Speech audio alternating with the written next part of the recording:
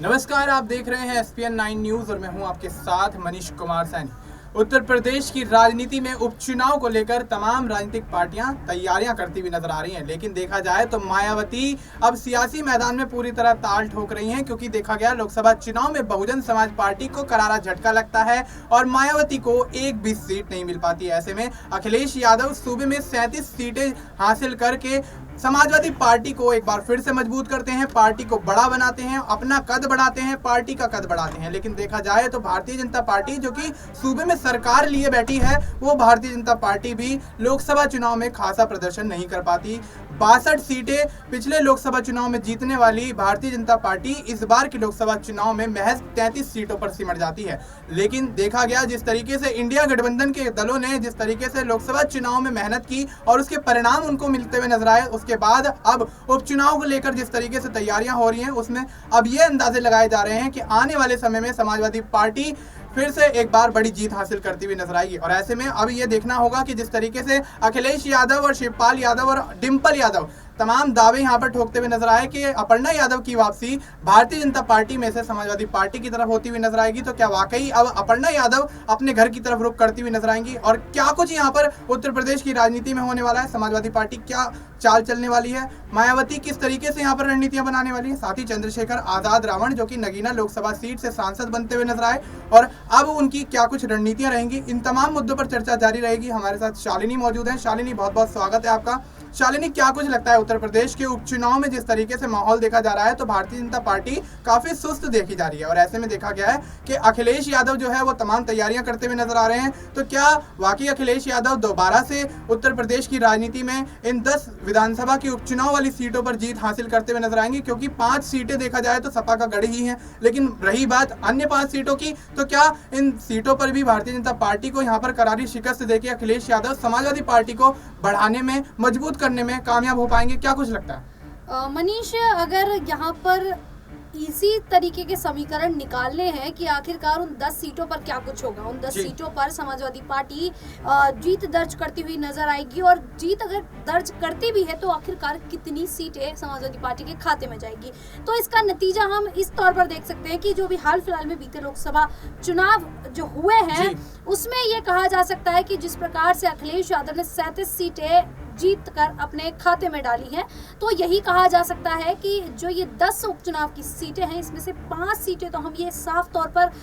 कह सकते हैं कि अखिलेश यादव के खाते में ही जाने वाली है, क्योंकि जनता का इस बार जो समर्थन देखा गया वो समाजवादी पार्टी के लिए देखा गया। यहाँ पर अगर यादव समुदाय की बात की जाए तो बढ़ चढ़कर उन्होंने चुनाव में हिस्सा लिया और मैनपुरी से डिंपल यादव को जीत दर्ज कराई। तो वही कन्नौज की अगर बात की जाए तो कन्नौज पर अखिलेश यादव ने जीत दर्ज कर ली। तो ये बिल्कुल कहा जा सकता है कि जिस प्रकार से बीते लोकसभा चुनाव के नतीजे समाजवादी पार्टी के साथ दिखाई दिए, यहाँ पर समाजवादी पार्टी के समर्थन में थे, ऐसे में अब जो आने वाले उपचुनाव है उसमें भी समाजवादी पार्टी को काफी ज्यादा फायदा होता दिखाई दे सकता है। हालांकि बीते लोकसभा चुनाव में देखा गया था कि अखिलेश यादव बार बार अपने उम्मीदवारों का टिकट काट रहे थे, बदल बदल कर दूसरे चेहरे बदल रहे थे, तो देखा गया कि कई सीटों पर ऐसा किया। लगभग हम ये कह सकते हैं कि 12 से 13 बार अखिलेश यादव ने अपने उम्मीदवारों को बदला। ऐसे में ये देखा जा रहा था कि अगर इसी तरीके से अखिलेश यादव बार बार अपने प्रत्याशियों का टिकट काटेंगे, टिकट दूसरे को देंगे, तो पार्टी के अंदर अंतर की स्थिति स्टार्ट हो जाएगी और जो उनके साथ के जो कार्यकर्ता है, जो उम्मीदवार हैं, वो अखिलेश यादव से बागी सुर अपनाते हुए नजर आ सकते हैं। लेकिन ऐसा नहीं हुआ। देखा गया ये कि जो अखिलेश यादव ने रणनीति बनाई थी वो रणनीति कारगर साबित हुई और जो बार बार जो उम्मीदवार उन्होंने बदले थे वो यही सोचकर बदले थे कि आखिरकार उत्तर प्रदेश में किस तरीके से जीत दर्ज की जाए, और वो जो मेहनत थी वो रंग लाई और नतीजे समाजवादी पार्टी के साथ और उनके समर्थन में ही देखने को मिले थे। मनीष जी बिल्कुल, तो अब देखना ये होगा कि जिस तरीके से अखिलेश यादव ने लोकसभा चुनाव में यहाँ पर राजनीतिक चाल चली, क्या वही राजनीतिक चाल इन उपचुनावों में भी चलते हुए नजर आएंगे? क्या समाजवादी पार्टी और अखिलेश यादव एक बार फिर से यहाँ पर उत्तर प्रदेश की राजनीति में बड़ी जीत हासिल करते हुए नजर आएंगे? लेकिन अगर शालिनी देखा जाए तो यहाँ पर उत्तर प्रदेश में भारतीय जनता पार्टी के बीच अंतर्कलह का माहौल है और ऐसे में अब कयास ये लगाए जा रहे हैं कि अखिलेश यादव यहाँ पर केशव प्रसाद मौर्य जो कि उत्तर प्रदेश के डिप्टी सीएम हैं, भाजपा के कार्यकर्ता है, और ऐसे में देखा जा रहा है उनको बड़ा ऑफर देते हुए नजर आ रहा है कि 100 विधायक लाइए और अपनी सरकार बनाइए। तो क्या अब जिस तरीके से योगी आदित्यनाथ और केशव प्रसाद मौर्य के बीच तनातनी का माहौल देखा जा रहा है और दोनों के बीच बैर जो देखी जा रही है, तो उस बैर को लेकर क्या देखा जा रहा है कि जिस तरीके से यहाँ पर दोनों के बीच यहाँ पर बैर चल रही है, तो उसमें क्या यहाँ पर केशव प्रसाद मौर्य अखिलेश यादव के इस ऑफर को अपनाएंगे, और अगर अपनाते हैं तो भारतीय जनता पार्टी को कितना बड़ा झटका लगता नजर आता है?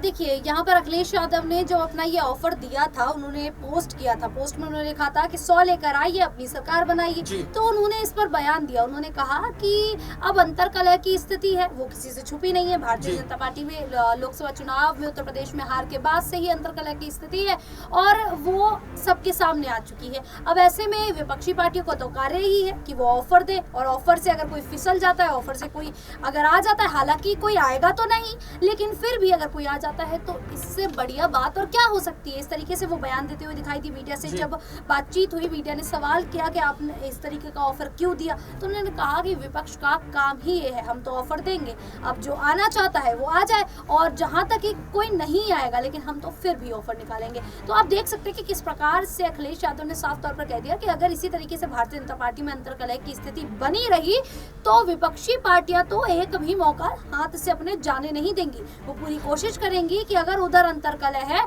तो वहां से जितने भी नेता उनकी पार्टी में आकर शामिल होते हैं तो वो उनके लिए फायदेमंद ही रहेगा। तो ऐसे में अखिलेश यादव ने अभी ये वाला ऑफर दिया, तो उनका अगर मन किया तो वो कुछ और ऑफर भी दे सकते हैं। अब वो डिपेंड करता है कि डिप्टी सीएम केशव प्रसाद मौर्य उस ऑफर को स्वीकार करते हैं या नहीं। हालांकि यही देखा गया है कि जो डिप्टी सीएम केशव प्रसाद मौर्य हैं वो योगी सरकार के खिलाफ कोई बयान नहीं दे रहे, ना ही अपनी सरकार के खिलाफ जाकर कोई बयान दे रहे हैं। लेकिन शालिनी, मैं बीच में रोकना चाहूंगा कि आपने कहा खिलाफ बयान नहीं दे रहे हैं, योगी के खिलाफ कुछ नहीं बोल रहे हैं, तो ऐसे में देखा जा रहा है जिस तरीके से दोनों यहाँ पर एक दूसरे से यहाँ पर नाराजगी जताते हुए नजर आ रहे हैं, तो उसको देखते हुए ये जिस तरीके से केशव प्रसाद मौर्य ने कहा कि संगठन सरकार से बड़ा है, तो क्या वाकई अब संगठन सरकार से बड़ा है कहकर यहाँ पर भारतीय जनता पार्टी के साथ बगावत तो नहीं कर देंगे केशव? भारतीय जनता पार्टी से वो बगावत बिल्कुल भी नहीं करना चाह रहे हैं। डिप्टी सीएम तो वो यही चाहेंगे कि आने वाले जो विधानसभा चुनाव है उसमें उन्हें सीएम का चेहरा बनाया जाए, जहां पर सीएम योगी आदित्यनाथ विराजमान है वहां पर उस जगह पर वो बैठना चाहते हैं। तो ऐसे में वो इस तरीके से अपनी जो ताकत है उसका एहसास जो है वो कहीं ना कहीं सीएम योगी आदित्यनाथ को कराते हुए नजर आ रहे हैं कि अगर आप हमें तवज्जो नहीं देंगे तो हमारे पास इतनी ताकत है कि हम सरकार को गिरा भी सकते हैं, और इसीलिए आपको उनको तवज्जो देनी पड़ेगी। क्योंकि हालांकि अभी देखा गया कि जो सीएम योगी आदित्यनाथ ने बैठकें की, समीक्षा बैठक उनकी प्रयागराज में हुई, फिर लखनऊ में हुई, तो प्रयागराज में केशव प्रसाद मौर्य इसके चलते ही नहीं पहुंचे कि उन्हें एहसास कराना था कि अगर वो बैठक में शामिल नहीं होते हैं तो उनकी भूमिका कितनी महत्वपूर्ण हो जाती है यहाँ पर भारतीय जनता पार्टी के लिए। जी बिल्कुल, तो अब ये देखना होगा कि जिस तरीके से भारतीय जनता पार्टी की अंतर्कलह खुलकर सामने तो आ रही है, लेकिन भारतीय जनता पार्टी का कोई भी नेता, केशव प्रसाद मौर्य खुद,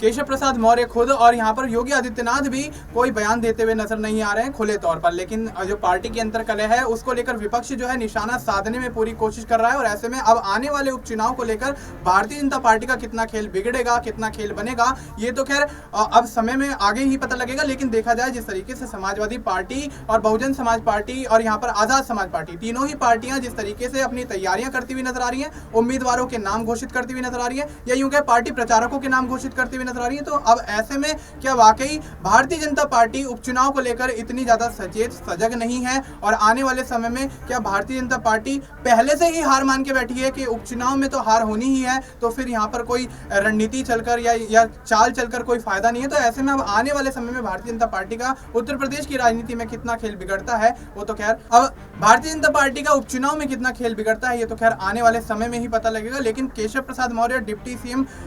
जो ब्रजेश पाठक हैं, वो किस तरीके से यहाँ पर अपना रुख अपनाते हुए नजर आएंगे, अब ये देखना बाकी है। देश और दुनिया से जुड़ी तमाम जानकारी के लिए आप देखते रहिए ESPN 9 न्यूज। मिलते हैं आपसे अगली वीडियो में, तब तक के लिए नमस्कार।